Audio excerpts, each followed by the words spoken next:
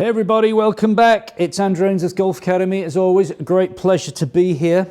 Some new product from Mizuno to talk about today. What I've got in my hands is the new T22 Wedge. It's been out for a few weeks now. Always a bit slow to get my reviews out, but finally got my hands on a few. A couple of demo clubs here and quite a few for stock.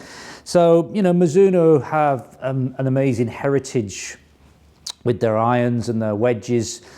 And they're trying to play catch up, I guess, in a way with their woods a little bit. I think they're making some of their best drivers, fairways and hybrids that are available, but again, they just don't seem to sell in any great numbers for me, and I know other pros find the same thing. But the irons and the wedges, there's no doubt that they're some of the best on the business and in the market at the moment. So the new T22 replaces the T20.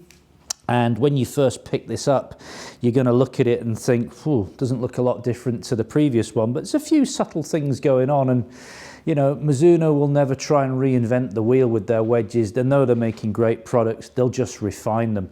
So we'll give you a few little close-up shots. I'll just read you a couple of bullet points. I was on their website this morning before I shot the video, just trying to do a bit of research. And strangely enough, it doesn't appear on the European website at the moment. So there's no pictures I can show you. I've just cribbed this off something else. So the T22 comes in 3 different finishes. I've got this one in the chrome, the satin chrome. We'll tell you a little bit more about some of the other finishes as we go. Bullet points quickly are spin milled weighted design with a forged feel. Forged in the Hiroshima plant, yeah, we know all about that. Modified teardrop, slightly more compact profile with an extensively beveled top edge, creating the thinner top line. These wedges are kind of designed obviously by Mizuno, but they're refined on tour, so they get a lot of influence and feedback from their tour players.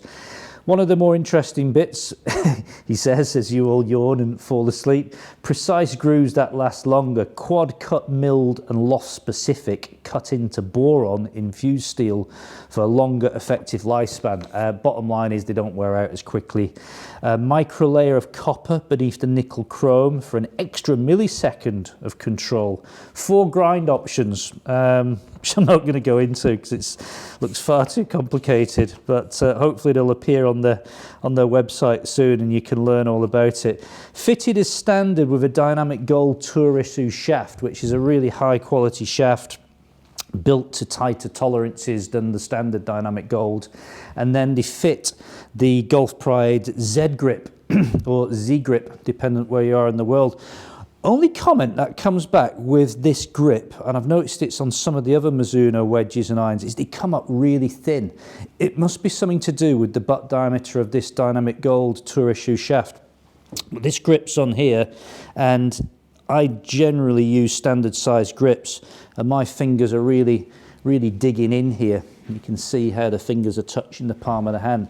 So they do come up quite thin. And a guy picked it up the other day and he said, "God," he said, is that an undersized grip? I said, no, it's standard, but they do feel thin. So you may have to thicken this grip up. Obviously you can put them through custom fit as well, and you can have them stamped. There are these different finishes, which we'll show you a little bit later. But let's dive in, hit some shots. I've got a 56 degree here. It's a degrind, and it's got 10 degrees of bounce on it. What does degrind mean? I get confused with all these. I'm a simple soul. S-grind, minimum sole grind for fuller shots. D-grind for moderate heel and toe relief. C-grind for heavy heel and toe relief. And finally the X-grind for extreme heel relief for those short game artists. It's definitely not me. So I don't sure if it needs to be that complicated, to be honest. Just, you know, put a bounce on it and let's go from there. But they're obviously trying to give us more options. So who am I to argue? Let's hit some shots. Okay, everybody, time to have a bit of fun with this new T22 wedge. I said there was 3 finishes earlier. There's only 2. There's this satin chrome. We'll flash some pictures up. And there's this denim copper, which will age over time. Do you remember if you've ever had a ping putter, which are made out of manganese bronze, I think, the old ping putters? Over time, they get darker and darker. They call that that process patina, where I think it oxidizes in the air. Someone will put me right on that, hopefully, but it does get darker. So these wedges, when they come on the shelf, they're quite light, and then they just get darker as they oxidize in the air. They look really attractive. Copper wedges have been around for many years. Those of you remember Ping doing beryllium copper wedges back in the day, which were incredibly expensive and collector's items these days, but they had to stop making them because the beryllium copper gave off very toxic fumes and was killing or making people very sick who were making those clubs. So quite rightly so, they stopped making those. Anyway, I've got a 56 degree, 10 degree bounce, which is a fairly sort of in the middle bounce. I've got Pro V1 golf balls down on the deck. I've set a little simulation here. I'm on the 9th hole at the Belfry over here in the UK, where there's been many a Ryder Cup played. I've got 86 yards to the flag, but it does play quite uphill, and I'm not trying to hit this flat out. I'm just trying to swing these pretty much within myself.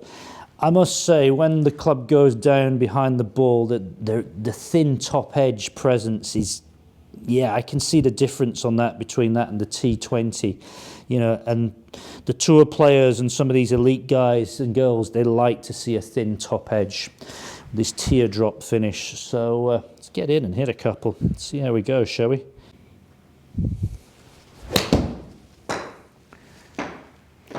Ooh, a little bit heavy, that first one, and a bit pulled to the left.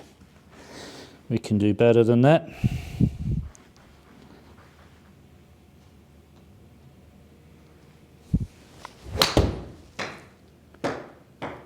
Nice little thin one there. I quite like that shot. I caught it right off the bottom, couple of grooves there. Let's have a little look at how that one performed. It was really, really thin, but these are often actually good strikes. Now the strike's not quite as bad on that. I think I've said to you before, GC2 divides the club up into segments, so I'm not saying it was that good, but it's probably a couple of grooves higher, somewhere around here. So it's a low centre strike, 66 miles an hour of club speed, and for a thinnish strike, that's done quite well. It's created 7,664 revs of spin. Obviously, because I thinned it a little bit, the peak height's very low at 15 yards, but let's get one a little bit more out of the middle, if we can, and we'll see how those numbers jump. I would be expecting some quite high spins off these.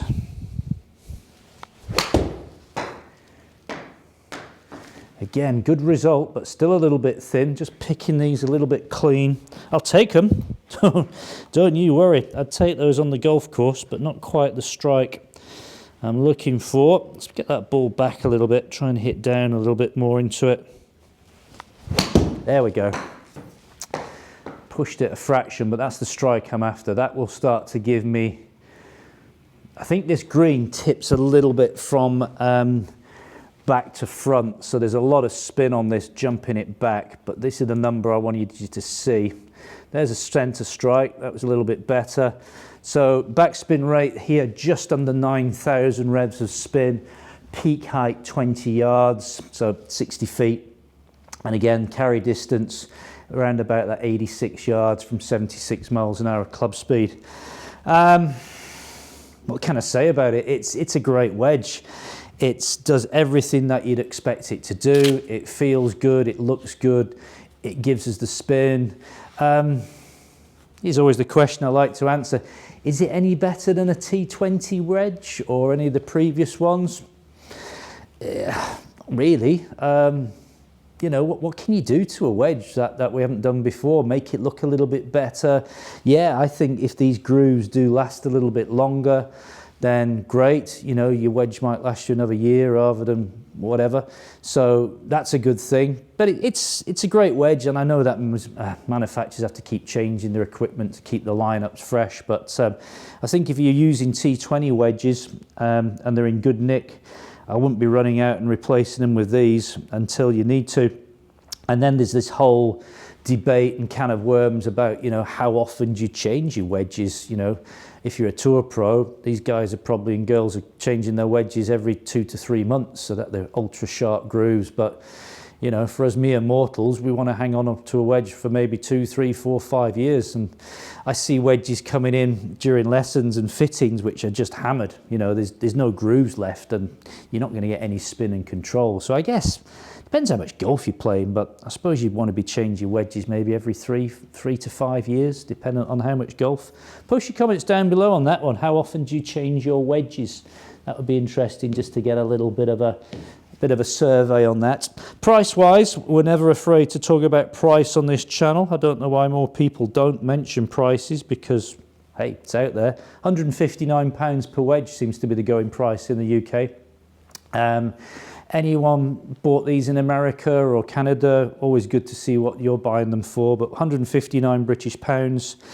Loads of different options. I mean, pretty much any loft stroke bounce combination you could shake a big stick at, probably starting from about 48 all the way up to 62.